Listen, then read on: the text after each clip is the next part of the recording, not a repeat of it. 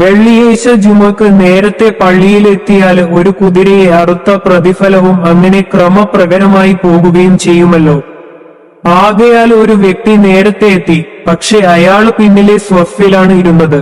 അപ്പോഴേക്കും വൈകി വന്നവര് മുമ്പിലെ സ്വഫിൽ എത്തിയിരുന്നു. അതിനാൽ അയാൾക്ക് എങ്ങനെയാണു പ്രതിഫലം കണക്കാക്കപ്പെടുക? ചോദ്യചിഹ്നം ചോദ്യചിഹ്നം ചോദ്യചിഹ്നം.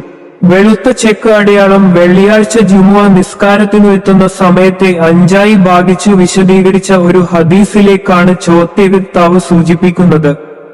ആ ഹദീസ് അനുസരിച്ച് ആദ്യ സമയത്ത് ജുമുഅ നിസ്കരിക്കാൻ പള്ളിയിൽ എത്തുന്നവന് ഒരു ഒട്ടകത്തെ ദാനം ചെയ്തതുപോലെയുള്ള പ്രതിഫലം ലഭിക്കുന്നു. ചോദ്യത്തിൽ പറഞ്ഞ പോലെ കുതിര അല്ല. ഹദീസിൽ ഉപയോഗിച്ച ബദനത്ത് എന്ന അറബി പദത്തിനു അർത്ഥം ഒട്ടകമോ പശുവോ ആണ്, പ്രത്യേകിച്ച് മക്കയില.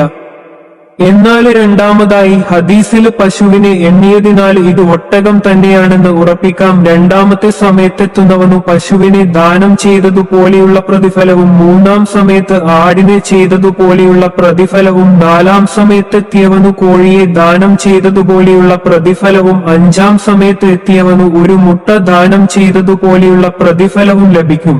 എന്നാൽ ഇമാം ഖുതുബ നിർവഹിക്കാനായി പുറപ്പെട്ടാല് മലക്കുകള് രേഖാപുസ്തകം മടക്കിവെച്ച് പേനകൾ മാറ്റിവെച്ച് ഖുതുബ ശ്രദ്ധിക്കാനായി മിമ്പറിന്റെ അടുത്തെത്തും. ഇതാണ് ഹദീസിന്റെ ആശയം. ഈ ഹദീസ് പള്ളിയിൽ നേരത്തെ എത്തുന്നവർക്കുള്ള പ്രതിഫലവും അതിന്റെ ശ്രേഷ്ഠയും വിവരിക്കുന്നതാണ്. അതേസമയം ജമാഅത്ത് നിസ്കാരങ്ങളിലൊക്കെ ആദ്യത്തെ സ്വഫിനു ഏറെ പ്രാധാന്യവും ഫലവുമുണ്ട്.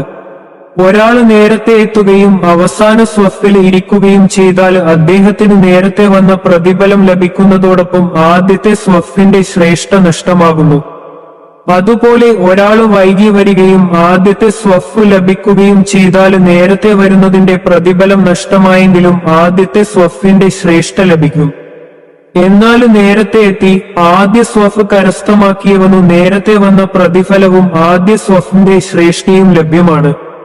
നേരത്തെ പള്ളിയിലെത്തിയിട്ടും വളരെ ശ്രേഷ്ഠയുള്ള ആദ്യ സ്വഫ് ഉപേക്ഷിച്ച് പിറകിലിരിക്കാൻ ഇഷ്ടപ്പെടുന്നവര് പ്രതിഫലങ്ങള് വാരിക്കൂട്ടാന് അവസരം കൺമുമ്പിലുണ്ടായിട്ടും വേണ്ടെന്നു വെക്കുന്ന അഭാഗ്യരാണെന്നു പ്രത്യേകം പറയേണ്ടതില്ലല്ലോ.